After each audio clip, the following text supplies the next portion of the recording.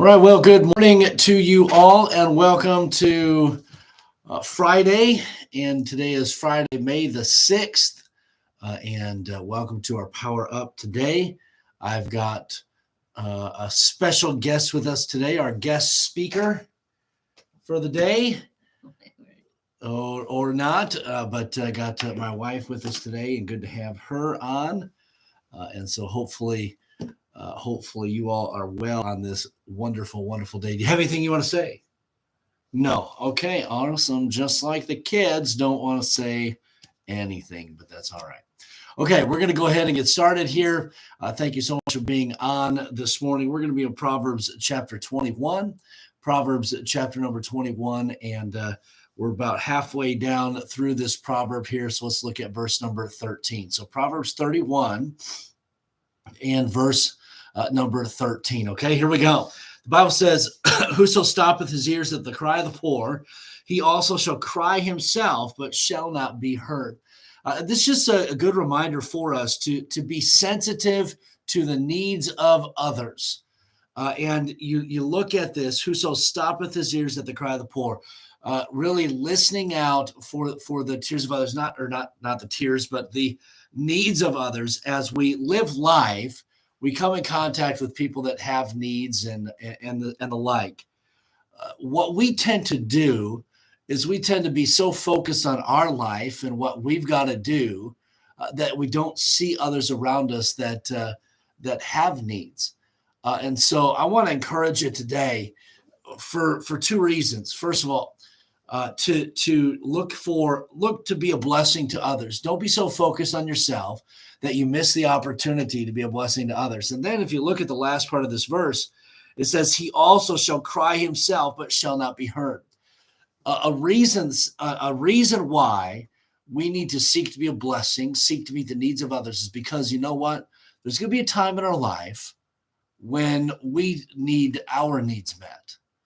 When we need somebody to help us, and there may be a time in our life where it is us that does the crying, the calling out. And so why try to be a blessing to others? Is because we would like people to be a blessing to us when we are in need. And so look for opportunities to be a blessing. And then verse number 14, a gift in secret pacifieth anger, and a reward in the bosom strong wrath. And so how do we respond to situations and to individuals who may mistreat us or who are unkind to us? Our natural response when our wife is mean to us, because you all know I'm never mean to her. The natural response is when somebody is mean to us, is, man, we are mean back to them. And you know what? We only make that situation worse. But rather, what's alluded to here in verse number 14, a gift in secret pacifieth anger.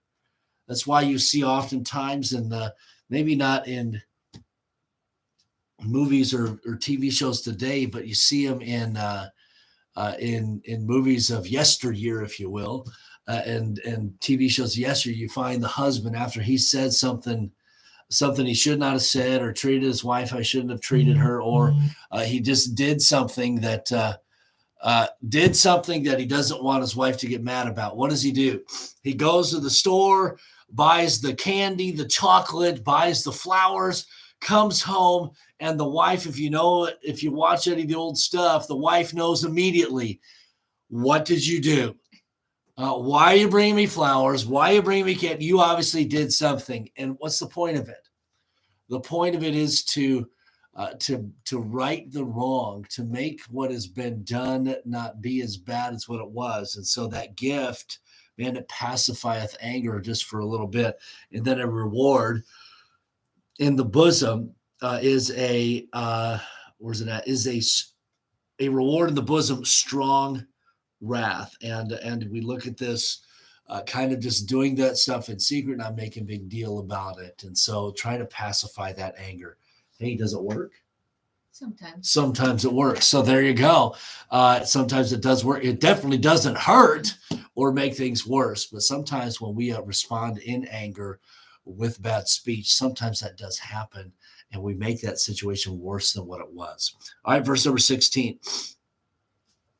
One more comment. So men maybe need to go out and get some flowers, get some candy, all that good stuff. I'm trying my best not to say something today that will get me in trouble, because that just, man, the flowers get expensive, Anywho, let's move on. Verse number 16. The man that wandereth out of the way of understanding shall remain in the congregation of the dead. And we've kind of mentioned in recent weeks here, these ideas here of remaining focused. We see here this individual, the man that wandereth out of the way of understanding shall remain in the congregation of the dead. And we know that because of our actions, because of what we say, our attitudes, it is the way of the world. And so we need to, as individuals, as Christians, we need to have that focus in life. I find that in my life that when I lose focus and I just kind of I kind of don't have a purpose, if you will, or don't have a plan, that's when mistakes are made. That's when temptation is stronger. And so you've got to have plan. You've got to have that understanding, and don't wander away from your purpose, from your plan. And when you think about this, that song that I know I mentioned from time to time that says, "Prone to wander, Lord, I feel it." When we are prone to wander, when we wander from that plan, wander from the Lord, what happens? Man, that's when things go awry. That's when we drift from the Lord. That's when life gets hard, life gets difficult, and then we kind of, if you will, wake up from this delusion of wandering from the Lord. And we're like, man, how in the world did I get here? Well, we wandered from God. And when we wander from purpose, when we wander from God's plan, that's when we really mess things up in life. And so don't wander. Have a plan. Stay focused on things. Stay focused on living life. And then verse number 17. He that loveth pleasure shall be a poor man. He that loveth wine and oil shall not be rich. And once again, we see kind of this idea of purpose. Loving pleasure, here you go. Spending all of our money on not necessarily things that we need or want, or maybe not want, but things that we've got to have, but rather spending it on frivolous things, spending it on pleasures that last for but a moment. They lead to a lack of wealth, lack of riches, as is mentioned here. He that loveth pleasure shall be a poor man. And so you've got to, in regards to finances, saving money and the like, and spending money on that which you need, not necessarily just your desires. And then he that loveth wine and oil shall not be rich. Think of it this way. What's kind of mentioned here, the wine, the oil, let's just take alcohol for a moment. Alcohol steals money because of the addiction to alcohol. You've got to have it. And because you spend money on alcohol, man, you spend money that you could have used on something else. And then it just kind of snowballs. And that's what happens when we spend on just pleasures.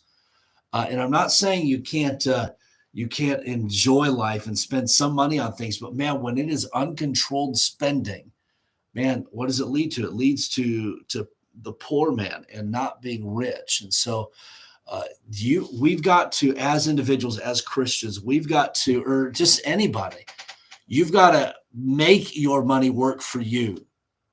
You don't work for your money.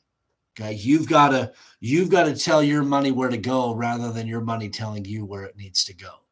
And sometimes we get so caught up in bills and wanting things that, man, we can't enjoy life financially because, man, we're under this constant pressure because we're so much in debt. And that is not a good place to be. That's not a comfortable place to be. And so sometimes it requires us to sacrifice our pleasures, okay, so that we can enjoy them later on down the road. I like Dave Ramsey. Dave Ramsey says, live like no one else today so that tomorrow you can live like no one else. It's kind of something like that. So what does that mean? Hey, you don't need everything today. And so wait down the road. Here's one of the problems that most young couples, are we a young couple? Sure. Okay, most young couples, okay, I guess we're lumping ourselves in this group, so we're probably guilty of it. The problem that most young couples make is this, is that we think that we've got to have everything that our parents had. The problem with that is this, the time, the effort, all of the work that went into our parents getting to where they were, we don't see that part. We just think, man, they've got that. We've got to have it too. And you know what? We sacrifice so much because we've got to have it now. We've got to have it today. And man, we bring upon our life increased burdens because of that. And so I want to encourage you today, be mindful of where your money goes, and don't just spend money on your pleasures and every whim, but man, think before you spend, because it is so important. When we get drained financially, man, that becomes our sole focus in life. What is one of the main causes for divorce and the ruining of marriages is what? Oh, she's following along. Good call. Finances. And that's just one of them. But man, that's a big one. And so being mindful of where your money goes, where you spend it. And if you can get on the same page, one of the ways in which, man, you can have that financial security is being on the same page. And not spending frivolously, and then agreeing on that, say, you know what, and being able to talk about those things. Hey, here's what we've got. Here's our bills, and you know what, we can't make that purchase there. We can't do that there because, man, we got to remain on point. We've got to remain focused here. Okay, and so those are just some practical thoughts for you today as we've walked through these couple of verses. Hope that some of it has resonated with you a little bit, and maybe just gotten you to think about some things about living this life, and hopefully it's been a blessing for you today. I'm going to let you go here. I want to remind you about a couple things. Ladies, if you have signed up for that mother-daughter friend luncheon, be sure and be here. What day is that? Tomorrow. What time is that? Noon. So be here at noon tomorrow if you have not made it. And hey, if you didn't sign up and maybe you got some free time, we got a couple open spots, right? We got a few open spots. So just show up. Don't invite the whole town with you. Okay. We don't have enough food for that. But if you didn't sign up, or maybe you thought of somebody that might be able to come, hey, just invite them, and we'll make sure that they are well fed and take care of them. They'll have a good time tomorrow. So that's tomorrow at noon. Are we going to let out what we're eating or no? It'll be a surprise. It's a surprise. So there you go. PB&J. That's what you got. Peanut butter and jelly sandwiches. Doesn't get any better than that. That'd be a great time. Hope you'll be there. Ladies, you get to be a part of that secret prayer pal. That's going to be a great opportunity for you to be a blessing to others. And so I hope that you'll be a part of that. And then we got services on Sunday. Don't forget those. Okay, a couple shout outs here. Brian and Cindy, good morning. Have a wonderful day, and have a great weekend as well. Cliff and Karen, thank you so much for watching, and enjoy the beautiful day. Paula, thank you so much for being on. And would you like to greet Paula this morning? Hi, Paula. She says, beautiful guest. I guess that's not me. That's Ingrid. But Lee and Angie, good morning to you. Thank you so much for being on. Jean, good morning to you, and hope you have a great day and a great weekend. Sherry, good to have you on this morning. Hope California is treating you well, and have a wonderful day. Dennis and Geraldine, have a great day today, and have a good trip, Geraldine, as well. Kathy, good morning to you, and have a wonderful day. Let me see. Man, I'm having problems with my comments here. I can't follow them. They're going all over the place. David, good morning to you. Phil and Carol, good morning. Have a wonderful day. Enjoy the warm weather today. And Jody, greetings to you in Montana. Hope you are well. Thank you all so much for the comments about the beautiful couple. I don't normally get these beautiful comments, so I'm a little hurt. My wife obviously is the better half. And so thank you for those nice comments there on behalf of my wife. I'm just a little hurt now that I don't get any of those nice.